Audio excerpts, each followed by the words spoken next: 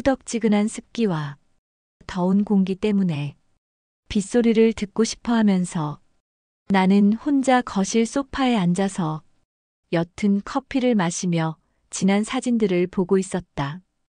그 평화로운 순간 하루 종일 일했던 피로가 천천히 풀려가는 듯 했다. 그때 마침 휴대폰이 울렸다. 모르는 번호였는데도 전화를 덥석 받았다. 평소 같으면 받지 않았을지도 모른다. 하지만 그날은 왠지 받아야 할 것 같은 기분이 들었다. 마치 직감처럼 뭔가 긴박한 일이 벌어질 것만 같았다. 여보세요? 낯선 목소리가 들려왔다. 안녕하십니까? 저는 금융감독원 김일 조사관입니다. 확인해야 할 사안이 있어 연락드렸습니다. 순간 심장이 철렁하고 내려앉았다. 금융감독원? 금융감독원이라니? 뭘까? 궁금하기도 하고 이상하게 무겁게 눌리는 느낌도 들었다. 얼마 전 검찰청 조사관 사칭 보이스 피싱과 유사하다는 생각은 잠깐 했지만 나는 주민등록증 분실 신고를 해두었던 터라서 모르는 번호지만 전화를 받았었다. 무슨 일이세요? 그는 천천히 그러나 단호하게 말했다. 내 명의로 최근 신용카드가 발급되었는데 현재 범죄 자금으로 사용되고 있습니다. 조속한 조치가 없으면 큰 피해가 올 수도 있습니다. 피해? 피해라니요? 낯선 말에 나는 숨이 막혔다.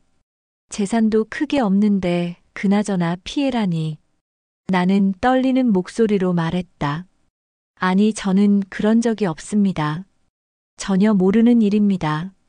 그는 잠시 나의 말을 듣더니 차분하게 그러나 압박하듯 말했다. 오늘 안에 본인 확인을 위해 새 카드를 발급받으셔야 합니다. 나는 순간 혼란스러웠다. 내 마음은 차가운 공포로 가득 찼다. 그리고는 결국 그의 말에 따라야 한다고 결심했다. 일단 그의 말을 따라야 안전할 것만 같은 한 가지 아집만 생겼다. 그 생각이 머릿속을 가득 채웠다. 전화가 끊기고 나는 소파에 기대어 숨을 고르며 마음을 진정시키려 했다. 그런데 머릿속은 온통 그 목소리로 가득했다. 어떻게 내 정보를 알고 있는 것일까?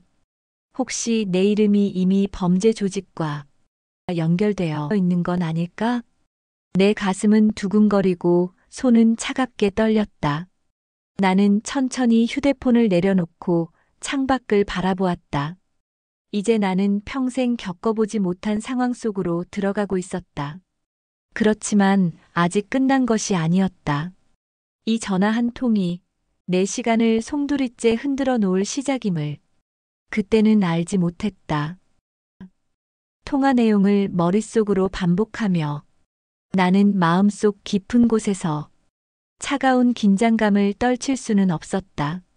이럴까? 저럴까? 아니야, 나 혼자 골치 아프고 말지. 아냐, 말할까? 그러나 나는 어느 사이 카드사에 카드 발급을 요청하고 있는 나였다. 카드사 직원이 나의 인적 사항을 확인하고는 물었다. 고객님, 최근 이미 카드가 발급된 것이 있는데 또 발급이 필요하신 건가요? 순간 어제 통화가 왔는지에 대해 말할까 하다가도 오히려 카드사 직원이 자세히 묻기라도 할까 걱정이 되었다. 어제 통화한 조사관이 말한 혼자만의 기밀이 새어나갈지도 모른다는 불안감이 몰려왔기 때문이다. 얼른 대답했다. 네, 또 발급 받으려고 합니다. 플라스틱 카드 한 장이 엄청 무겁게 느껴졌다. 마침내 카드 발급이 되어서 됐다 하고는 내심 기다리고 있었다. 머릿속은 온통 어제 통화 생각으로 가득 차 있었다. 그쪽에서 전화가 왔다. 안녕하십니까? 참 잘하셨습니다. 이제 마지막 확인만 하면 됩니다. 발급받으신 카드 앞면 사진과 뒷면 번호를 저희 보안 라인으로 전송해 주십시오. 나는 잠시 멈칫했다. 이거 보내도 되는 걸까? 혹시 다른 데 쓰이면 어떻게 하지? 손이 떨리고 마음은 불안으로 가득 찼다. 하지만 그의 목소리는 단호하고 날카로웠다. 그들에게 잘못한 것도 없는데 보이스 피싱 당하려고 그랬는지 오히려 전화를 기다린 것처럼 저자세인 내가 뭔지 모르겠다. 저희가 도와드리고 있으니 지금 바로 보내주십시오. 나는 떨리는 손으로 카드를 사진 찍고 안내한 번호로 전송했다. 그 순간 나는 철저히 속아 넘어간 행동을 귀신에 홀린 듯이 아무런 생각 없이 시키는 대로 했는지 모른다. 얼마 뒤 카드 명세서가 왔다. 카드 명세서를 확인하는 순간 내 손은 떨렸고 숨이 막혔다. 100만 원, 300만 원, 200만 원. 결제 내역이 줄줄이 찍혀 있었다. 머리가 핑 돌았다. 나는 소리쳤다. 아주 그냥 반은 미치고 팔짝 뛰었다. 이게 뭐야? 이게 뭐냐고. 내가 쓴 적도 없는 돈인데 어쩔 거냐며. 급히 카드사에 전화를 걸었지만 이미 결제 승인이 끝났다고 했다. 내가 직접 정보를 제공했으므로 취소가 어렵다는 말만 돌아왔다. 전화기를 손에 쥔 채 나는 한참을 멍하니 앉아 있었다.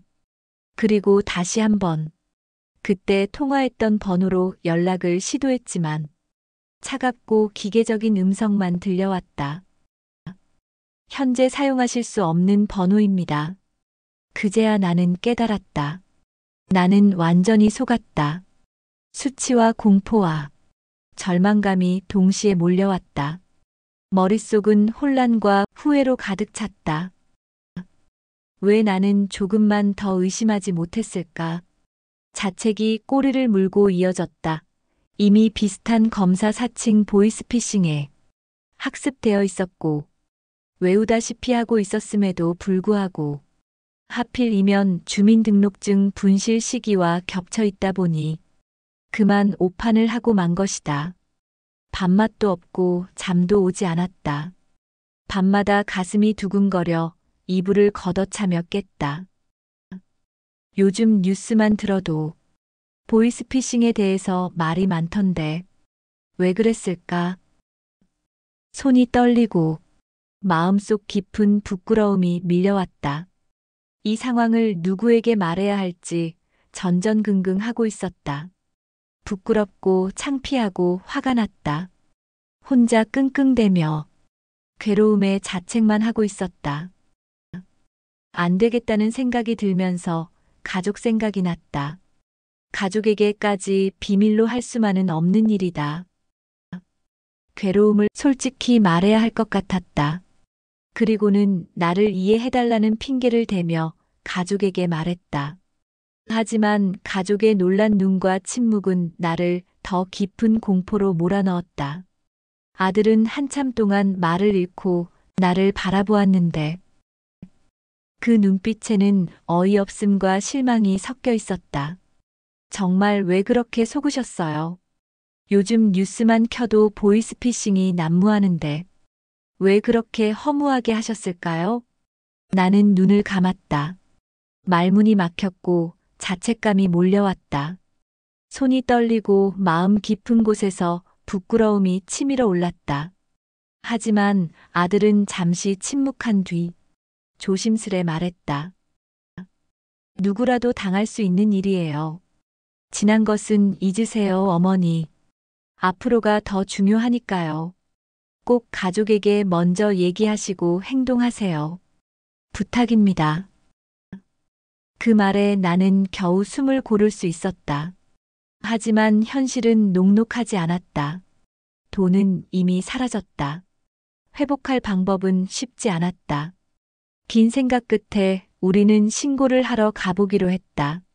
신고하러 간 날 담당 형사는 내 이야기를 듣고는 안타까워했다. 범인은 해외에서 활동할 가능성이 높습니다. 범인을 빨리 잡기는 쉽지 않을 것 같다 하시면서 부드럽게 위로를 해주셨습니다. 그 순간 내 마음은 바닥으로 떨어졌다. 현실의 냉혹함이 한꺼번에 몰려왔다. 내가 당한 수치심과 돈을 잃은 상실감도 모두 나를 짓누르고 있었다. 집에 도착해 창 밖으로 넓은 하늘을 바라보니 하늘은 점점 가을 하늘, 높고 푸른 하늘색으로 시원해 보였다. 하지만 내 마음속은 먹구름으로 가득했다. 나는 생각했다. 내 돈은 비록 사라졌지만 이번 일이 누군가에게는 경각심을 갖게 되는 계기가 된다면 그 의미만은 부여해주자.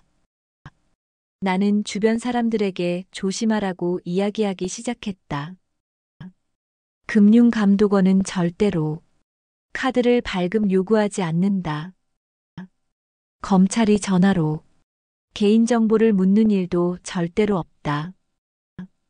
이 이야기를 레코드처럼 떠들고 다녔다. 조금 창피하기도 하였지만 나만의 수치지만 그렇게만 생각하지 않고 모두를 위한 경고다면서 여기저기 이야기를 해대었다. 사람들은 놀란 눈빛으로 내 말을 들어주었는데 몇몇은 고개를 끄덕이며 말했다. 저도 비슷한 전화를 받은 적이 있어요. 그들의 반응을 보니 이미 여러분들이 내용을 알고 있었다.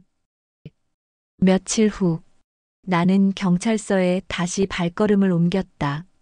손에는 지난 며칠 동안 작성한 모든 기록과 카드 명세서가 들려 있었다. 마음은 여전히 무겁고 온몸에 긴장감이 서려 있었다. 돈은 이미 사라졌고 범인은 잡기 어려우며 내 마음속에선 후회와 분노가 끊임없이 교차했다. 왜 조금만 더 의심하지 않았을까? 내 자신을 책망하는 목소리가 머릿속에서 멈추지 않았다. 그래서 글을 쓰며 마음을 정리해 보았다. 속았다는 사실만으로 끝나는 삶은 아니다. 내가 경험한 고통과 수치는 다른 사람에게 경고가 될 수 있다.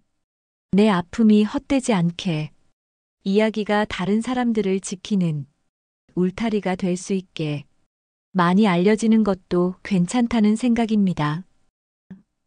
그리고 나는 절대로 잊지 않을 것이다.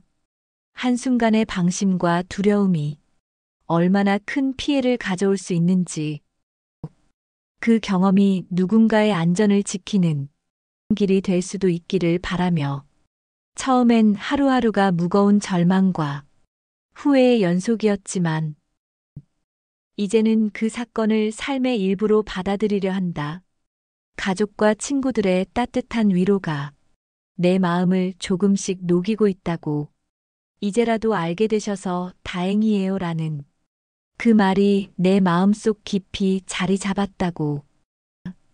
금융감독원에서 조사를 원할 때도, 검찰청입니다 사칭을 해도, 개인정보를 요구한다 해도 무조건 확인 후 대응할 것이라는 메모를 품고 있다. 그 작은 메모들이 나를 지켜주는 울타리가 되어주고 있다.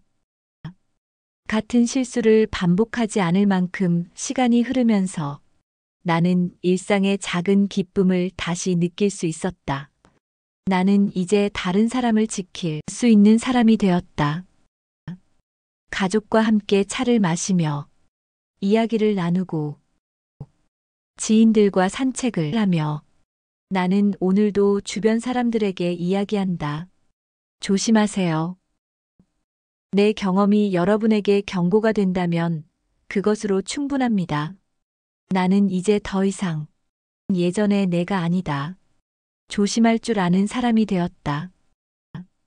그리고 이 이야기를 통해 많은 사람들의 안전을 지킨다는 것에 조금의 보탬이 되었으면 하고 스스로 만족하면서 지낸다. 그런데 또 뭔가 이런 모르는 전화다. 바쁘고 정신없는 아침 시간 모르는 전화이다. 웬 전화일까? 카드가 발급되어서 배달 왔습니다. 신청 안 했는데요? 그럼 카드사에 저희가 대신 취소 전화해 드릴까요? 네. 제가 바쁜데 그래 주실래요? 저희가 취소 전화해드리려면 주민번호와 카드 비밀번호가 필요합니다. 불러주시죠? 또 보이스피싱이다. 해당 카드사에 전화해 보았다. 카드 새로 발급된 것은 없습니다. 아무것도 정보 불러주시면 안 됩니다. 보이스피싱 전담 상담사가 있으니 신고를 부탁드립니다. 보이스피싱 전담 직원에게 사례를 신고해달라고 하십니다. 해당 카드사 보이스피싱 신고센터에 자세한 이야기를 들려주세요. 지금까지 이야기 들어주신 여러분 감사합니다. 행복 가득하세요.